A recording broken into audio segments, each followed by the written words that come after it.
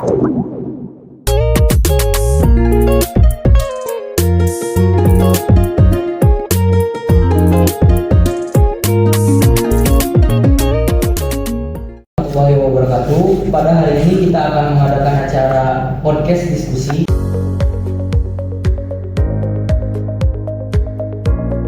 tentang pencalonan presiden mahasiswa Universitas Balai Bandung 2023-2024. Di sini kami telah mengundang salah satu calon presiden mahasiswa Universitas Balai Bandung 2023-2024 dengan nomor urut 1, yaitu Kang Fauzi Septia.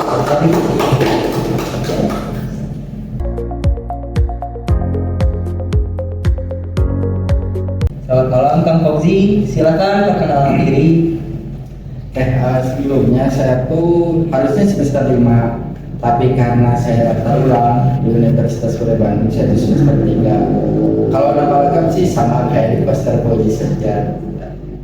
Saya semester 3 sekarang. Kalau prodi ilmu pemerintahan tentunya di FISIP kayak gitu.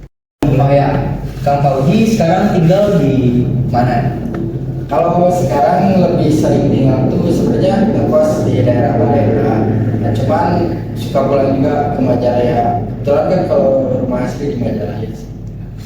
Kegiatan Kang Fauzi akhir-akhir ini tuh apa sih?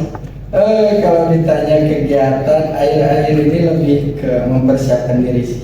Jadi sejauh mana persiapan saya pribadi terkait pencalonan Presma. Karena menurut saya sebenarnya tidak perlu kita terlalu banyak mengeluarkan suara saya secara umum, tetapi ketika kualitas saya dinaikkan secara tidak langsung, orang-orang juga mendengar kualitas saya sejauh mana.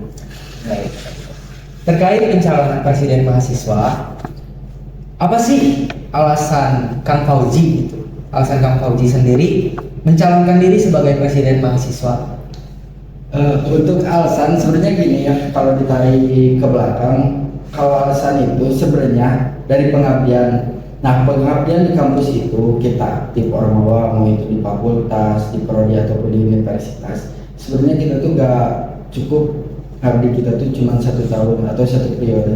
Nah, itu sebenarnya gak cukup karena yang namanya pengabdian itu harus secara kontinu. Nah, maka dari situ saya mengambil keputusan buat balik lagi ke BEM Universitas. Ditambah lagi menurut saya pribadi masih banyak permasalahan-permasalahan yang harus diselesaikan. Nah, itu sehingga menjadi latar belakang alasan saya mencalonkan diri jadi presiden mahasiswa 2023-2024. Baik, terkait masalah-masalah yang terjadi di masalah internal di kampus Universitas Balai Bandung, boleh di-spill gak? Apa sih salah satu yang menjadi masalah atau problem di Universitas Balai Bandung?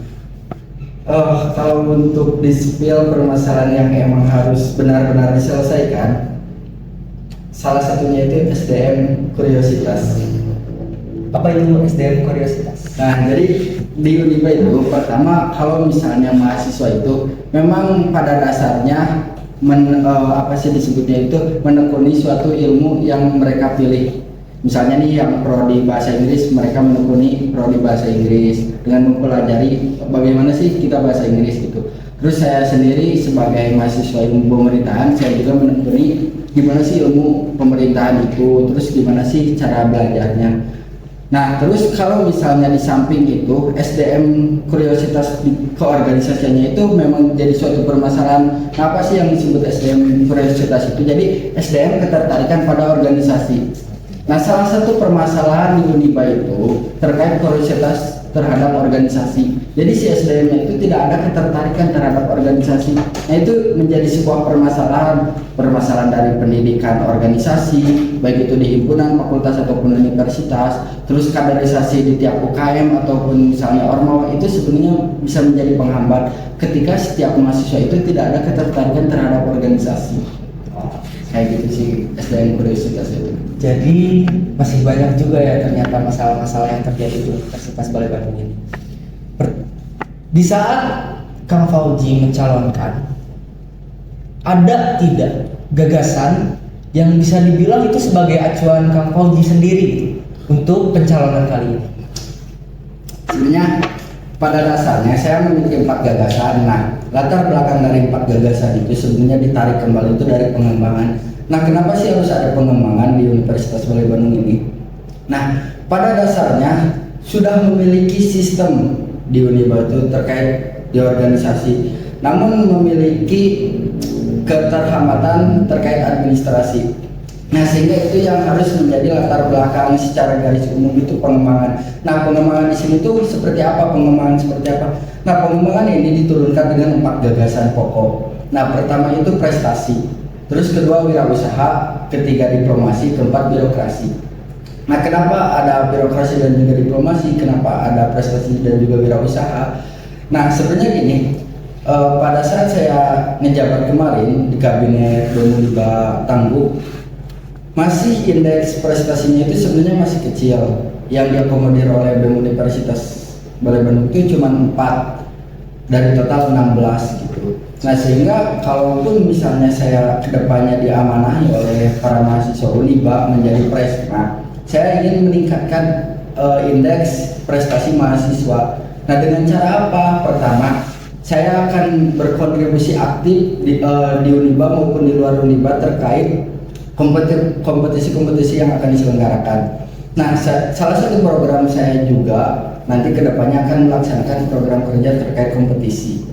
Nah, itu secara gambaran umumnya untuk di prestasi. Nah, terus ada juga wirausaha. Nah, ini juga diambil dari latar belakang masalah.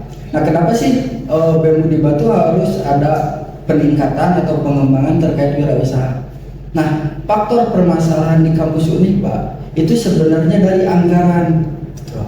Nah, jadi setiap UKM ataupun ormawa itu kesusahan menyelenggarakan kegiatan itu dari apa? Dari anggaran. Jadi bingung nih, kita punya konsep kegiatan, kita punya program kerja, tapi bingung anggarannya mau dari mana. Sedangkan dari lembaga kita sendiri itu dibilang belum bisa memenuhi apa yang kita inginkan gitu, atau apa yang kita anggarkan. Nah, itu belum bisa memenuhi. Nah, sehingga saya menawarkan solusi ke tiap-tiap mahasiswa di Uniba.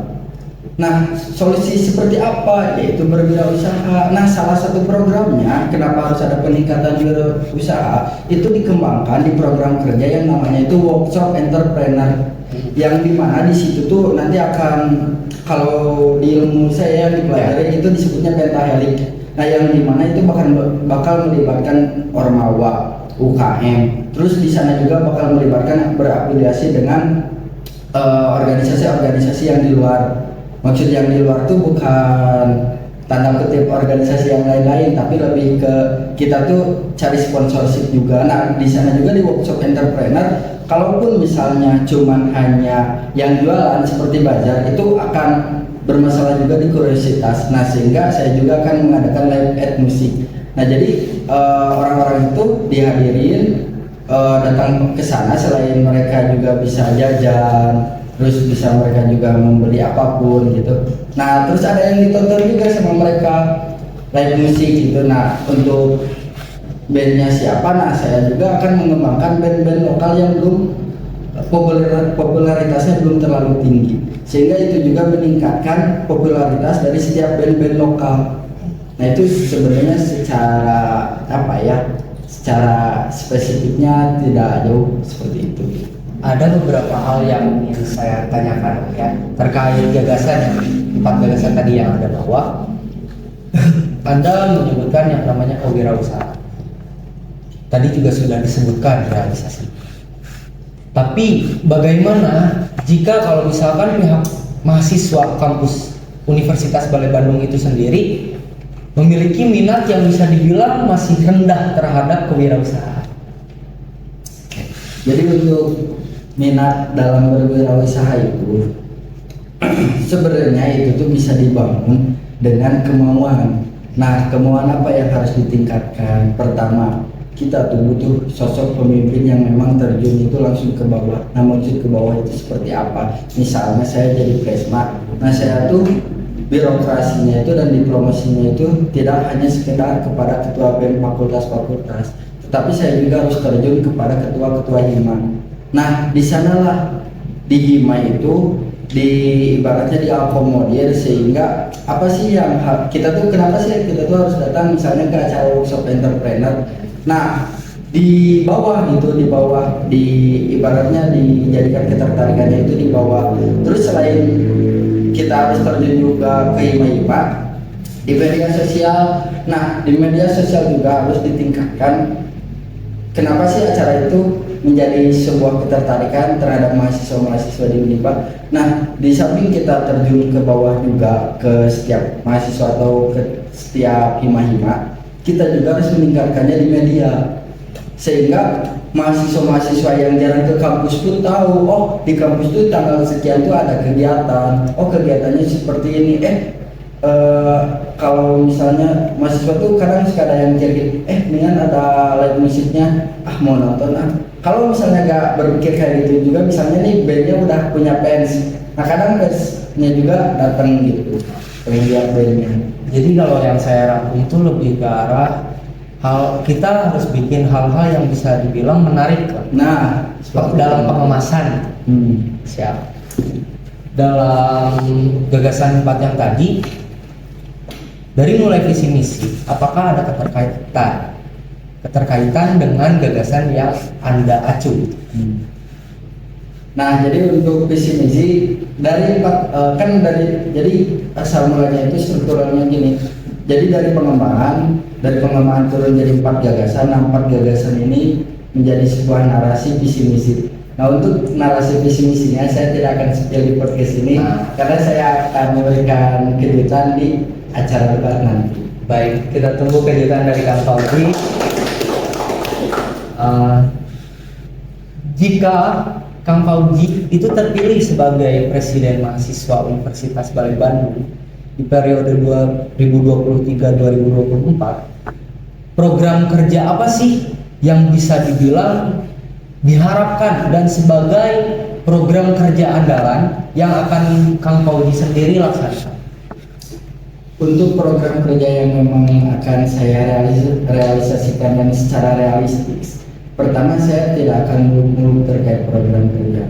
Yang jelas saya akan mengadakan acara workshop entrepreneur, ajang prestasi mahasiswa, lalu juga forma. Menurut saya yang kemarin itu cukup bisa dikatakan banyak peminatnya, sehingga kalaupun saya suatu saat dijadikan presiden mahasiswa dan diberikan amanah terhadap mahasiswa ini, Pak, saya juga akan menyelenggarakan forma kembali. Baik, kita masuk ke segmen berikutnya, yaitu ada beberapa pertanyaan yang itu bisa dibilang pertanyaan dari pihak mahasiswa, terutama mahasiswa Fakultas Teknologi Informasi itu sendiri, yang sudah kita kumpulkan dalam Google Form yang kita bagikan kepada pihak mahasiswa. Boleh saya bertanya-tanya? Mungkin pihak mahasiswa itu sendiri penasaran gitu ya dengan jawaban yang bakal Kang Fauzi berikan. Pertanyaan pertama, ini lebih ke arah agak serem ya pertanyaannya. Seperti yang kita tahu, kedua calon presiden mahasiswa adalah seorang sosok yang mempunyai keterikatan dengan organisasi eksternal. Nih, yang bertanya kita tunggu ya jawaban dari Kang Fauzi. Apa sih yang menjadi jaminan Kang Fauzi bahwa di saat nanti menjabat tidak ada yang namanya istilah ditunggangi oleh organisasi eksternal tersebut? Menarik ya, terkait pertanyaan tersebut sebenarnya banyak longsoran pertanyaan seperti itu. Nah, bahkan banyak dari pimpinan Ormawa dan juga ketua IKM mempertanyakan terkait netralitas saya, karena saya juga merupakan kader IKM. Saya menjadi kader IKM 2021. Nah, apa sih yang menjadi jaminan saya bahwa kebijakan-kebijakan yang saya buat, lalu keputusan-keputusan di organisasi dan juga yang saya buat, bahwa tidak condong terhadap organisasi saya. Nah, saya akan mempertaruhkan jabatan saya. Kenapa saya mempertaruhkan jabatan saya? Karena saya dipilih oleh mahasiswa. Ketika kebijakan saya untuk kepentingan sekelompok, maka saya rela di situ ketika saya diturunkan oleh mahasiswa. Tapi insya Allah kebijakan-kebijakan yang saya buat itu untuk kepentingan seluruh mahasiswa dan untuk sekelompok mahasiswa. Kalaupun misalnya nanti suatu saat kebijakan saya tidak mendukung semua mahasiswa, saya rela saya diturunkan jabatan saya secara tidak hormat. Karena bagi saya, ketika saya diberikan amanah oleh mahasiswa, lalu ibaratnya saya mengenai hal tersebut, mengenai amanah tersebut, saya di situ harus rela saya kehilangan apa yang sudah diberikan oleh orang lain. Nah, seperti itu. Baik, sebenarnya agak penasaran juga sih sama hasil nanti ketika telah menjadi presiden mahasiswa itu ya. Kita lanjut ke pertanyaan berikutnya, yaitu ini ada dari Fakultas FISIP. Katanya begini, Kang Fauzi. Dari saya pribadi, sederhana sih untuk kedua calon.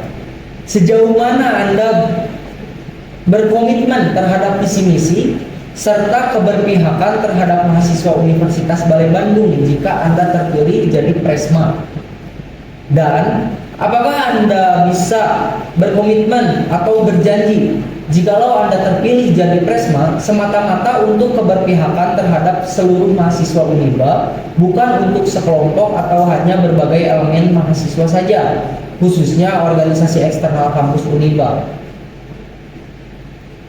Jadi lagi-lagi terkait saya ketika nanti jadi Presma, komitmen saya itu banyak dipertanyakan. Saya tetap akan konsisten terkait komitmen saya sebagai presiden mahasiswa Universitas Balai Bandung, bukan presiden komisariat Uniba. Jadi saya tetap berpegang teguh terhadap saya itu Presma Uniba, bukan Presma HMI Komisariat Uniba. Nah, itu satu. Yang kedua, gimana? Sebenarnya buat jawaban tadi sepertinya banyak yang suka dengan jawaban Kang ini tuh ya. Kita lanjut untuk poin keduanya apa Kang? Saya mau dulu. Boleh. Kopi dulu santai aja. Ingat kopi, ingat. Jadi untuk yang kedua, saya tidak akan pernah takut, saya tidak akan pernah ragu ketika saya nanti suatu saat diberikan amanah dan saya lupa terkait komitmen saya tidak akan pernah takut dan juga ragu ketika saya diturunkan oleh mahasiswa. Karena pada dasarnya adanya Presma itu dari kebutuhan mahasiswa yang mereka tuh butuh sosok pemimpin. Maka lahirlah Presma. Ketika mahasiswa itu merasa dia tidak serak dengan pemimpinnya, maka saya bersedia untuk diturunkan oleh mahasiswa. Seperti itu komitmen yang bisa teman-teman kawal dan juga teman-teman jaga gitu. Ketika kebijakan-kebijakan saya menguntungkan bagi organisasi saya ataupun menguntungkan bagi fakultas saya ataupun menguntungkan sebagian orang, saya di situ bersedia. Asalkan dengan rasional, masuk akal, memberikan data-data konkret, memberikan bukti-bukti dan juga konkret gitu. Jadi saya bersedia diturunkan dengan memang itu kesalahan murni kesalahan saya, bukan dengan diturunkan apa yang disebutnya itu ibaratnya orang lain menginginkan kekuasaan tersebut. Saya akan melawan dengan orang-orang yang ibaratnya mereka oposisi tetapi hanya sekedar ingin menurunkan. Saya akan melawan orang-orang tersebut. Melawan seperti apa? Melawan dengan kinerja saya, bukan melawan dengan omongan saya, bukan melawan dengan saya bertarung sama mereka, tapi saya akan melawan dengan orang-orang oposisi yang misalnya ingin membullyingkan saya akan melawannya dengan kinerja saya di Uniba 2023-2024. Kita beri tepuk tangan ya.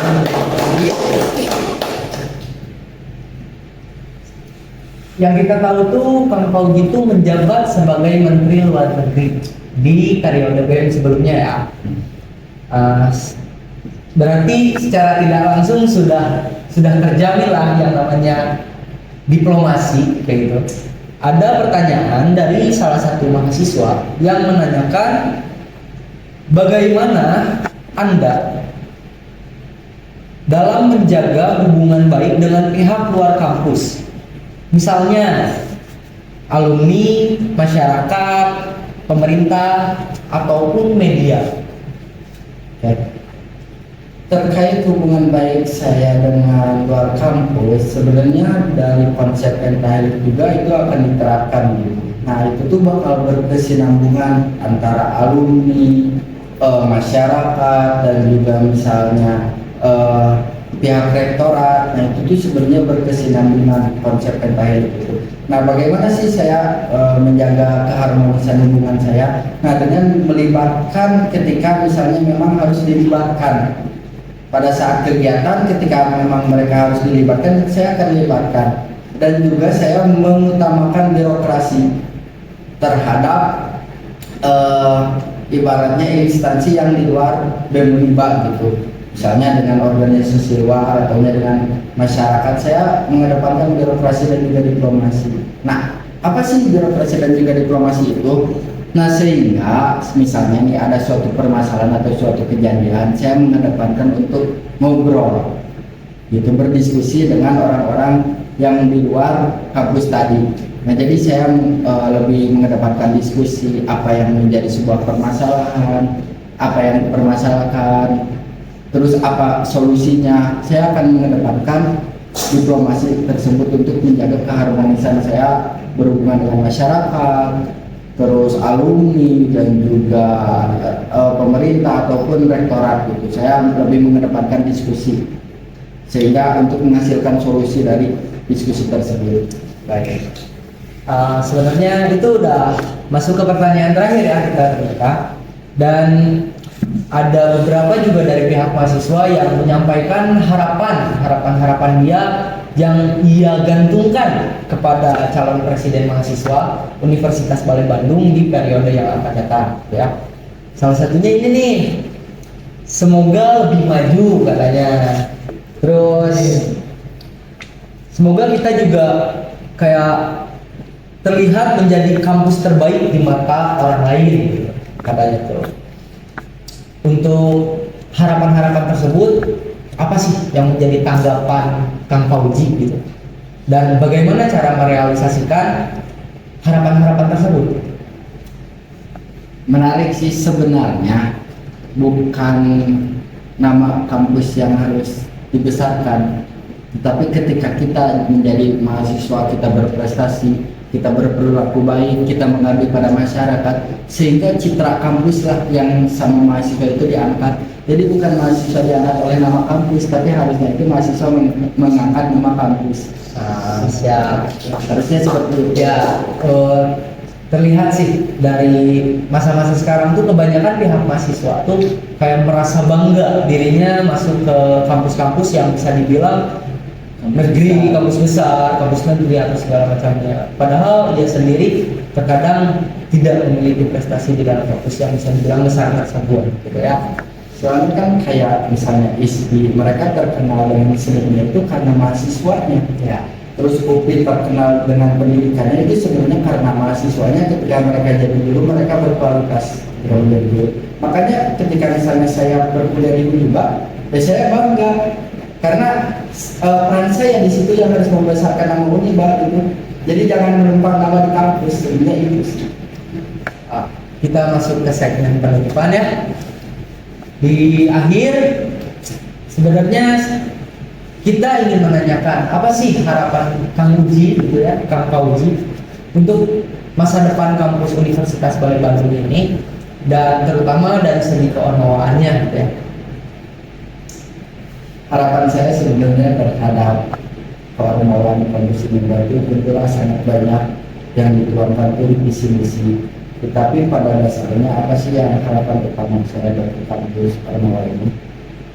Berikanlah dedikasi sebaik mungkin kita sebagai mahasiswa dan berkontribusilah kepada kampusmu sendiri sehingga kamu akan dibesarkan oleh dirimu sendiri dan nama kampusmu akan besar. Nah itu satu. Terus yang kedua, harapan saya itu berkontribusilah bagi orang-orang yang mengerti, karena di Uniba banyak orang-orang yang jauh lebih paham daripada saya terkait keorganisasian, tapi mereka lebih memilih jalan lain. Nah, harapan saya, apalagi saya terpilih menjadi Presma, saya berharap kabinet saya tuh ketika mahasiswa itu pada ngerti, mereka terjun gitu. Tidak hanya mereka berpawar di luar, karena sesungguhnya ilmu yang saya pelajari, kalau Anda ingin berupa sistem, masuklah kepada sistem. Seperti itu sih. Baik, terima kasih untuk Kang Fauji Septian yang telah menghadiri acara kali ini ya. Kita doakanlah bersama-sama agar Kang Fauji mendapatkan jabatan yang bisa dibilang itu sebagai amanah gitu ya. Dan semoga dia amanah gitu. Terus dan bisa lebih memajukan kampus Universitas Balai Bandung ke depannya. Amin. Untuk closing, apa ada slogan yang bisa menjadi penambah suara Anda gitu di saat nanti pemilihan suara? Terkait closing statement, saya mengutip dari Ustaz Syahrir, tokoh Indonesia yang luar biasa. Beliau berkata seperti ini: hidup yang tidak pernah dipertaruhkan, tidak akan pernah dimenangkan. Terima kasih Kang Fauji. Begitulah podcast kita kali ini. Mohon maaf bila ada salah dalam perkataan ataupun perilaku kita di dalam konten ini, dan kita harapkan untuk semua mahasiswa, terutama mahasiswa Fakultas Teknologi Informasi, itu bisa memilih, tidak asal pilih, dan melihat dari segi visi misi, entah itu gagasan, jangan sampai asal pilih gitu ya.